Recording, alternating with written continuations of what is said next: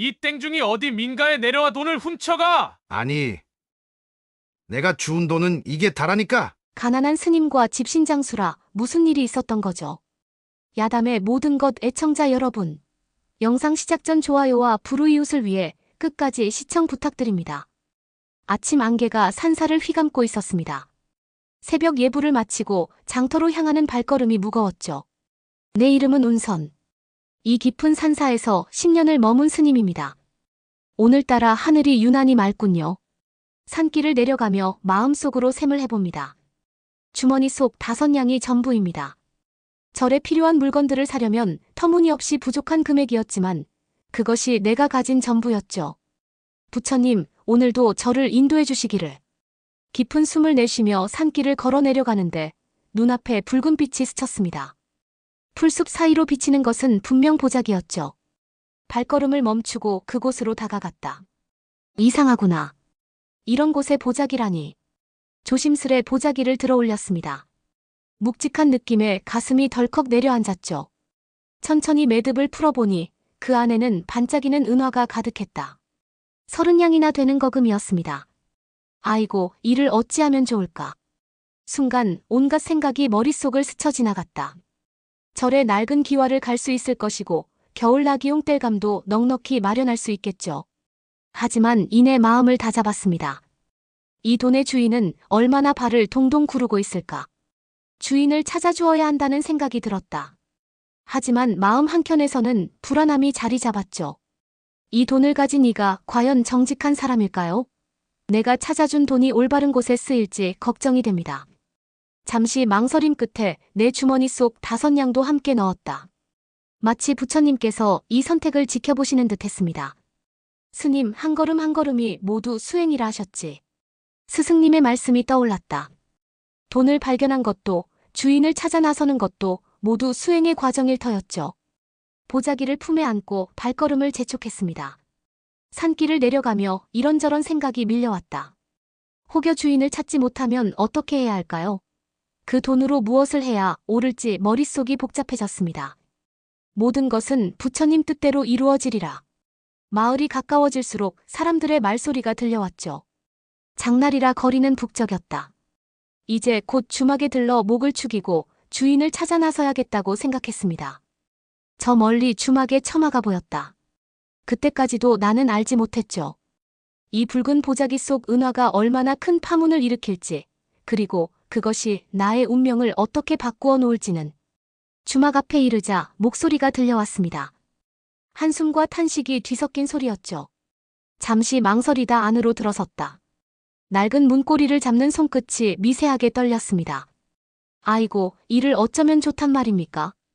한 남자가 얼굴을 감싸고 한숨을 내쉬고 있었죠. 주막 안악은 위로의 말을 건네고 있었다. 들어서는 내 발걸음에 두 사람의 시선이 향했습니다. 스님, 어서 오시게. 주막 안악의 목소리에 고개를 숙여 인사했다. 품 안의 보자기가 묵직하게 느껴졌죠. 한켠에 자리를 잡고 앉으며 귀를 기울였습니다. 30냥이라니 그게 내 전 재산이었는데. 남자의 말에 가슴이 철렁 내려앉았다. 혹시나 하는 마음에 조심스레 입을 열었죠. 실례지만 어떤 보자기에 담겨 있었습니까? 붉은 보자기였소. 아침 일찍 장터로 가던 길에 잃어버렸다오. 순간 온몸에 전율이 흘렀습니다. 주인을 찾은 것이죠. 하지만 왜일까요? 마음 한켠이 불편했다. 남자의 눈빛에서 무언가 날카로운 것이 느껴졌습니다. 그렇다면 여기 있습니다. 보자기를 꺼내자 남자의 눈이 번쩍 빛났죠. 하지만 그 순간 예상치 못한 말이 튀어나왔다. 잠깐만요. 내 돈은 35냥이었습니다. 주막이 순식간에 조용해졌다. 방금 전까지 30냥이라 했던 그가 이제는 35냥을 주장하고 있었죠. 마음속 불편함이 현실이 되어 나타났습니다. 하지만 방금 전에, 아니 그건 큰 돈만 말씀드린 거고 작은 돈 5냥은 잠시 잊었던 것뿐입니다. 저도 모르게 쓴웃음이 나왔다. 남자의 욕심이 적나라하게 드러나는 순간이었죠. 10년 수행 중 마주한 가장 세속적인 순간이었습니다. 이보시오, 스님. 어서 돈을 내놓으시오. 남자의 목소리가 점점 거칠어졌다. 주막 안악이 걱정스러운 눈빛으로 바라보았죠. 이대로는 안 되겠다는 생각이 들었습니다. 이러지 마시고 사토께 가시지요. 주막 안하게 제안해 모두가 고개를 끄덕였다. 남자의 얼굴에 승리의 미소가 어렸죠. 하지만 나는 알고 있었습니다. 부처님께서 진실을 보고 계시다는 것을. 관하로 향하는 발걸음이 무거웠다. 하지만 이상하게도 마음은 편안했죠. 진실은 언제나 그 자리에 있기 때문입니다. 다만 우리가 그것을 직시하지 못할 뿐. 멀리서 관하의 기와가 보였다. 이제 곧 모든 것이 밝혀질 터. 그곳에서 우리는 어떤 판결을 듣게 될까요? 마음속으로 부처님의 가르침을 되새겼습니다. 욕심이 부른 거짓말, 그리고 그 속에 감춰진 진실. 이 모든 것이 또 하나의 수행이 되리라. 관아의 마당을 밟는 순간 마음속에 깊은 파문이 일었습니다. 사또 이명대인께서 무거운 눈빛으로 우리를 바라보고 계셨죠. 청빈한 삶을 살아온 내게 이런 자리는 참으로 낯설었다. 무슨 연유로 이 관아에 왔는가? 사또의 목소리가 깊이 울렸습니다. 마치 산사의 종소리처럼 맑고 깊었죠. 남자가 먼저 나서서 자신의 입장을 밝혔다. 대인, 이 스님이 제가 잃어버린 35냥을 주었다고 합니다. 하지만 5냥을 돌려주지 않고 있소이다. 순간 스승님의 말씀이 떠올랐습니다. 진실은 마치 연꽃과 같아서 진흙 속에서도 맑은 향기를 피워낸다는 그 가르침이었죠. 차분히 내 이야기를 시작했다. 대인, 제가 주운 것은 30냥뿐이었습니다. 이분은 처음에 30냥이라 하시다가 지금은 35냥이라 주장하시는데 사또의 눈빛이 깊어졌다. 마치 깊은 모처럼 진실을 비추어내는 듯했죠. 긴 침묵이 이어졌습니다. 자네가 잃어버린 돈이 35냥이라 했지? 사또의 물음에 남자가 당당히 대답했다. 그렇소이다. 분명 35냥이었습니다. 그렇다면 사또의 입가에 미묘한 미소가 어렸습니다. 마치 오랜 세월을 비추어온 달빛 같았죠. 그의 판결이 이어졌다. 이 돈은 자네 것이 아니오. 스님이 주운 것은 30냥이니 진짜 35냥을 잃어버린 사람이 나타날 때까지 이 자리에서 보관하겠소. 남자의 얼굴이 창백해졌습니다. 진실 앞에서 거짓은 마치 안개처럼 흩어지고 있었죠. 그의 목소리가 떨렸다. 아니, 그게 아니라 제가 착각했나 봅니다. 사실은 30냥이 맞습니다. 하지만 이미 늦었다.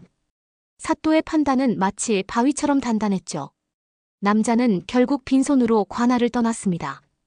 돌아서는 그의 뒷모습을 바라보며 깊은 연민이 일었다. 욕심이 부른 작은 거짓말 하나가 결국 모든 것을 앗아가고 말았죠. 그러나 이것이 또 하나의 가르침이 되리라 믿었습니다. 창밖으로 석양이 물들고 있었다. 이제 곧 모든 것이 마무리될 터.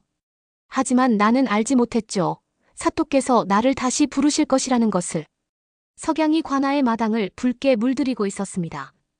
하늘에는 어스름이 깃들기 시작했고 멀리서 저녁 종소리가 은은하게 울려 퍼졌죠.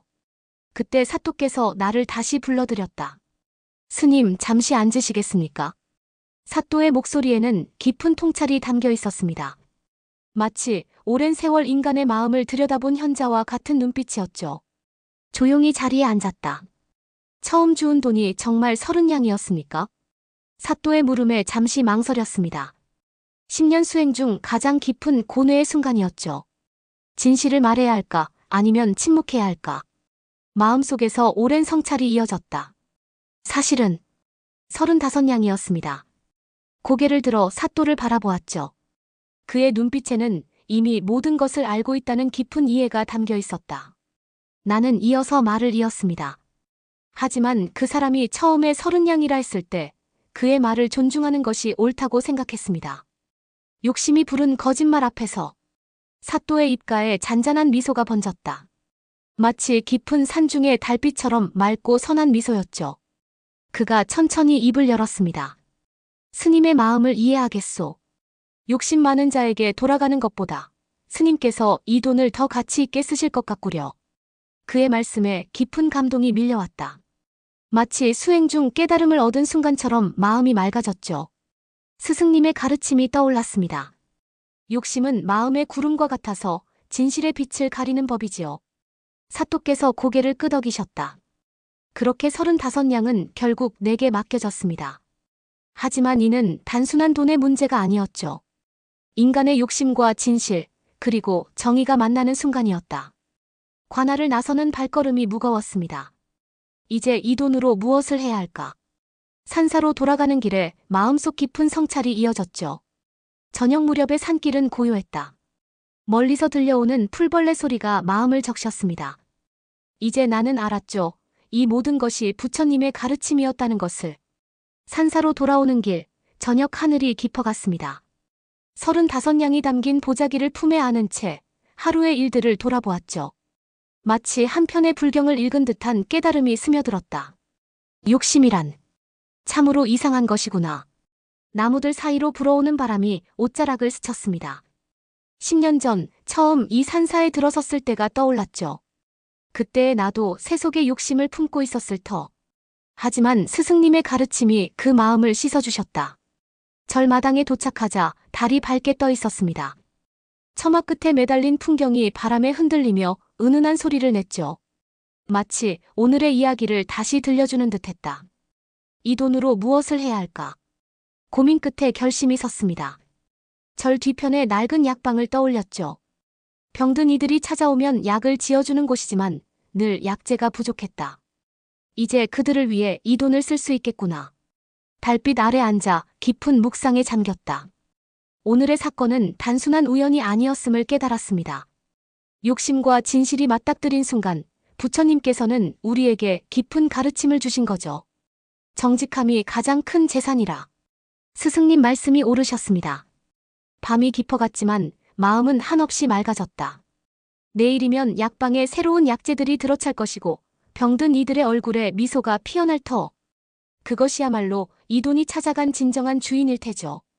달빛은 여전히 마당을 비추고 있었습니다.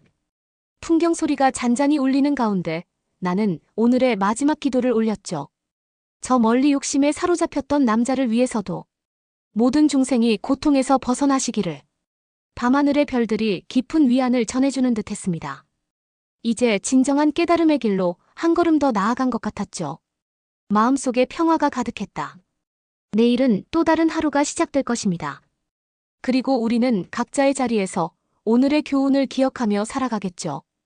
정직함이라는 가장 귀한 재산을 가슴에 품은 채로. 여러분은 어떻게 보셨나요? 주인공에게 하고 싶은 이야기가 있으시면 댓글로 남겨주시기 바랍니다. 구전으로 전해져 내려오는 민담이나 야설을 보내주세요. 채택되신 분께는 작은 선물도 보내드리고 있습니다. 저희의 사연이 여러분의 하루에 작은 힘이 될 수 있었으면 좋겠습니다. 저희 사연을 주변 분들과 공유해 이야기 나눠보세요. 더욱더 좋은 영상으로 다시 찾아뵙겠습니다.